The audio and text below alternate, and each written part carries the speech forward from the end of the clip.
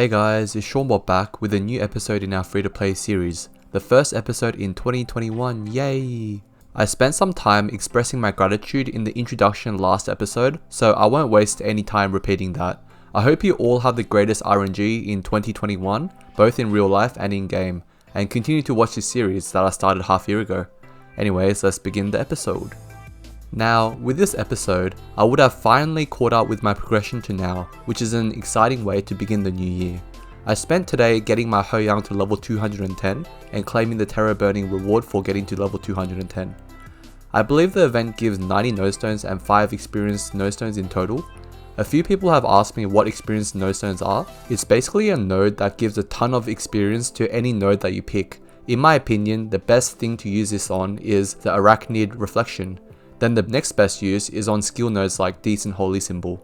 I just realized that I haven't done my Ho-Yang any justice with explaining skills and training, but I think I did a better job with my Corsair this episode. Now, what do I think about Corsairs? I'm 99% sure it's going to be my main in this series. The skills are absolutely amazing, even better than I thought. It makes me think that there are really a lot of classes that are being neglected with new flashier classes that Nexon releases. Now, let me talk about some of my purchases just then that made me go broke. I bought a rare VIP pendant for 10 mil in the clip before. The legendary pendant market in Bera did not look bright at the time, with the cheapest tradable legendary pendants going for 4 bill. I decided that it would be a much better investment to just make my own drop pendant, at least for now. So I bought that VIP pendant. I also bought 3 unique Blackgate rings that I usually priced at 120 mil each, but was at 90 mil at that time.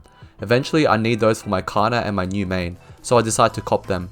And I also thought that double miracle time was going to come before the new year, which was another factor of consideration. However, it didn't end up even coming out. RIP. So my priority now is to save mesos for the 5, 10, 15 event that's coming mid-January and getting all my app subs to 17 stars during that event, as well as trying to tier my Awake ring to unique so that I can chuck on the event ring Meister Cubes from the Awake shop and get it to legendary with a drop line. I got the trait potions from the event shop. With those, my suggestion is to first get your charm to level 30 so that you can unlock your pocket slot and get more stats. It's a bit tricky after that. I'm getting my diligence to level 100 first because I want better scrolling chances. Level 100 diligence grants you 10% more success rate in scrolling and spell tracing, and I will need to keep spell tracing a lot from now anyways, so prioritizing that didn't seem like a bad idea. Oh boy, let me rant about this stupid phantom that I made in Burning World. Do not make a phantom in Burning World. There simply isn't enough people who play in that server, and there are even less explorers here as well. It was so hard trying to find classes to skill swipe.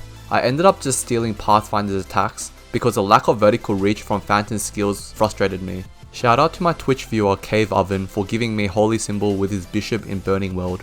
Training would have been 1.5 times slower without that, so thank you so much for that. And finally 142. I'm just going to level to 150 doing Zakim every day from now. The reason I'm making a Phantom is for the Link skill and Legion. The Link skill is useful for more crit rate and Legion effect is good for farming. I knew that it would be a class that I would hate to level, so I did it with a burning effect in Burning World. Anyways, with my Ho-Yang at level 210, I put it on my Legion board. Terror Burning Part 2 starts tomorrow, so I went and prepared for that by buying training equips for my Corsair. I think you guys have seen enough of how I fund my characters in this account, so I'll probably just skip most of the spell tracing and star forcing footages and jump to the results. The important thing here is to find decent flames but for cheap. Note here that I'm spending less than 40 mil for all these equips. I will spell trace these during fever time, but for now, I finished the potentialing part of it. Occult cubes have a very low chance of tearing up to epic, and if you have level 100 empathy, you can reveal any equips under level 120 for free. This means that if you're bothered enough, you can get all your boss accessories to epic. And this could also be a meso making strategy. I still thought that double miracle time was going to come, and I had 19k maple points in my inventory, so I bought 3k more using the meso market to buy a whole pack of black cubes. Can't wait for double miracle time. Alright, so for juniper berry seed oils, you need 6 of the juniper berry seeds and 1 superior herb oil bottle. So this is something that you can just buy for like 10k meso, so I won't really count this in the cost. But if we go to the auction house, what we see here is that juniper berry seeds are almost 800k each, right? And juniper berry seed oils are 6.9 mil. So what that means is the cost of making the juniper berry seed oils is actually, if you make it with the berry seeds, then it should be around 4.8 mil, I believe, with my mental math. But here, it's actually selling for 6.9 mil. So what that means is that each juniper berry seed oil, you're making 2 mil profit. So I'm going to take advantage of that and just buy as much as I can for this and make profit out of this basically. So this is like an opportunity that you could like find. Okay, so I'll just buy, let's see, how much could I buy? I'm going to buy a lot. I'll buy 500. Wait, I'll buy 450. So I'm just going to invest it all. Okay, and I got juniper berry seed oils that sold. Also, I already had juniper berry seeds anyways. So I'll just craft it all and then I'll just make a lot of profit off that. Okay, and once I make more mesos with this, I'll reinvest it back into that, so I could just maximize, I could just abuse this as much as I possibly can. So this is the kind of opportunity you can see and just make a lot of profit off. So I made the 102 juniper berry seed oils. Oh, note you have a chance of making powders accidentally if you fail these, and that's okay. You do lose some profit from that, but it's not too much. I think that's going to be around like 80 mil profit I'll lose out on. That's okay because I'll be making around 650 mil, so I'll definitely have made profit if I actually do sell this. It's still 6.8 mil right now. So what I'm going to do is I'm going to slightly undercut that because I want to sell this as soon as possible so that I can reinvest this back into the juniper berries and get more.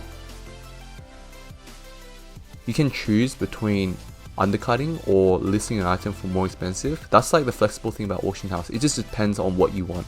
So normally I would just put it as like 7 mil, to be honest. Like I wouldn't undercut normally, but right now it's because I see the opportunity to get to buy more of these and make more profit. That's why I'm choosing to undercut so that I could get this mesos much quicker, so that I'm able to repeat it once more time.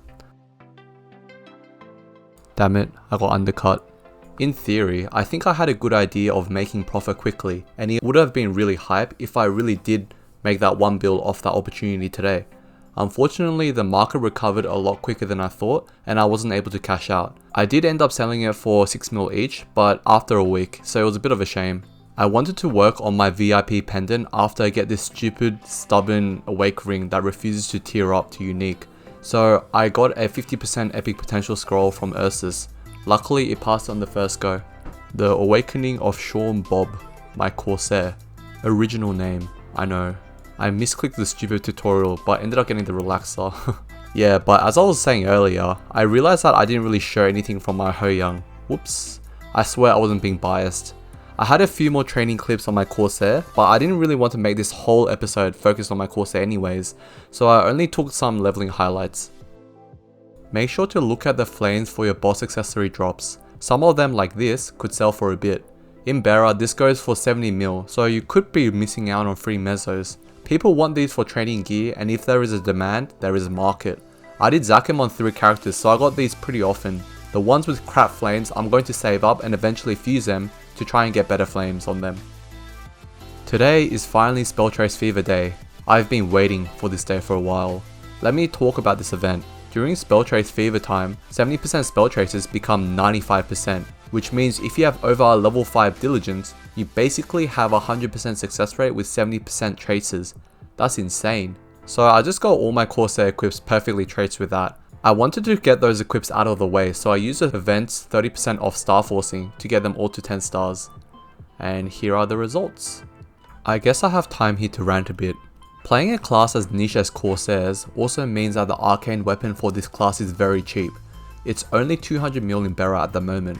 I might just buy an arcane gun and 70% spell trace it. I know, that sounds outrageous. That's going to be the most cost efficient increase to my damage. That's the biggest benefit of playing a non-meta class. I know a lot of people go off damage charts and meta classes, but that's what everybody looks at first. Those indicators show comparison between classes using their skill and attack percentages, but doesn't actually account for the economic difference in classes. I'll use an example here. I'm not even sure if these stats are right, but assume that Adels are top 3 in damage charts and Jets are bottom 3. The damage chart implicitly assumes that with the exact same funding, Adels literally kill bosses twice as fast as Jets or whatever. But in reality, equips are going to be much cheaper for Jets, So it's actually supposed to be a comparison between, say, a 40k Dex Jet versus a 30k Strength Adele in reality. Sure, there's a much higher ceiling for the top DPS classes, but there's a higher growth path for the non-meta classes. This is why I wanted to play a non-meta class for my main in this series, to show that even unpopular classes could be very relevant in this game. Anyways, back on Fever time, the next use of that was for my Absolute gear. I bought out all the 100% hammers from the Awake shop to guarantee 2 extra slots for each equip, and then use 70% traces on them. My strategy is just to make sure they all have 70% traces first, then later on when I get more mesos, I can slowly Arc Innocence them and trace them with the best spell traces. Spell tracing with 30% and constantly clean slating costs about 1 bill per equip, so it's definitely not something I want to do yet. It's not really cost efficient at all. My last use for this Fever time was to use whatever spell traces I had left to pass a 15% spell trace on my weapon. Weapons, secondary and emblems are the most important for damage, so consider this fan, my primary weapon, to be the most cost efficient use of my spell traces for now. Come on, just pass for me. One. Just pass one. Just one, please. Oh, yesterday. Hey! Finally! Okay, so I'm on +9. And I proceeded to fail every single clean slate after that. But I managed to finish everything I wanted to with this Fever event for now. I will continue to stock up on spell traces for the next Fever event at the end of January. Now, let me address the elephant in the room, the obvious question I will most likely get after this episode. How the hell did you get so many cubes? There are a number of ways one could obtain cubes. Oh, hold on to that, I'm opening a lot of these fruits for the picks that let you farm efficiently. I got roasted after the Juniper farming mini guide because I kept calling them shovels. The picks. But anyways, back to cubes. You can get cubes from bounty portals, elite bosses, daily bosses, Legion shop, crafting, events, monster collection, and even Commercy. I did coin cap and daily bosses on 3 characters for the majority of this episode, and while doing coin cap, I would go out of my way into the bounty portals to farm cubes. With 70% drop and the 2x drop familiar on my Kana, and 50% drop and the 20-minute 2x Legion drop coupon on my Hoyoung and Corsair, I would get about 6 to 8 cubes a day. This also means that I would get about 10 mil more every day with the intense power crystals. Here is an exact list of the daily bosses I've been doing. This is the reason I was prioritizing tradable drop gear pieces to farm cubes on multiple characters. That also means that I've been playing over 5 hours every day to do all those dailies on my 2 characters as well. I'm planning on playing like this until March when I start work, and so it's important for me to do as much as I can now. My focus after March will probably be on how I continue to progress, only playing 1 to 2 hours a day. Most likely I will prioritize daily bosses on my Kana and my main class. More cubes means more chances to grow, which is so important to progressing, so that will be the main focus. Fairy Bros will also definitely be done every day, and Maple Tour is also very high on the priority list. But if there is an event as good as the Awake event shop or Celestial event, I could afford to miss out on Maple Tour. A few clips of me leveling my Corsair. I got it to level 187 after today. Finally sold all those stupid Juniper oils I've been hoarding. I got pretty lucky too. I sold it overnight and prices went back down when I collected the mesos. Another very decent flame. Can someone count how many master cubes I've chucked on this stupid ring? I think throughout this episode, at least 70 master cubes. It's so stubborn and refuses to tear up. Ah, no tear ups. I was finally bothered to do the gold emblem quest for my Corsair. The storyline isn't actually that long, it took 40 minutes to do, but it's just so annoying because of the amount of NPC chats you have to go through. I'm fairly sure this will become my main anyways, so I don't feel like getting the emblem is a waste at all. After I got to level 199 with 50% EXP, I did the Haven quest and NPC spammed for free 50% EXP, and with that level 200. So skipping to the job advancement right here, yay! 5th job. I don't think I've explained exactly what I enjoy about Corsairs. Well, the animation for his skills are awesome. It's very skill cooldown dependent, so it's fun in that aspect, and he has very high mobility. And these 5th jobs are really cool skills, holy crap. It's surprisingly good at mobbing and bossing as well, this class. It also feels meaningful in that I've played this as my first main, back when I was a noob in 2010, and although the skills have changed, I feel my inner pirate spirit hyped up for this. So yeah, probably will be my main. That skill is also a 3-second iframe for Corsairs, so that's pretty cool as well. I made a bit of mesos, nice. Oh man, I had to show this clip. I just found this too awesome. I really like this skill. I bought some ginger ales from the merchant in Ninja Castle. They're the best potions you can easily obtain, restoring 75% HP and MP. I also sold many potions I had in my inventory. This was the first cubing session of the year. I also used the reward point shop red cubes and black cubes from last month. I felt lucky because 2021 is not a prime number.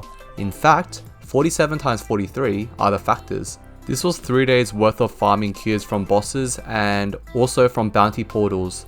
So I hoped my efforts will bear fruit, but nope. Alright, red cubes and black cubes.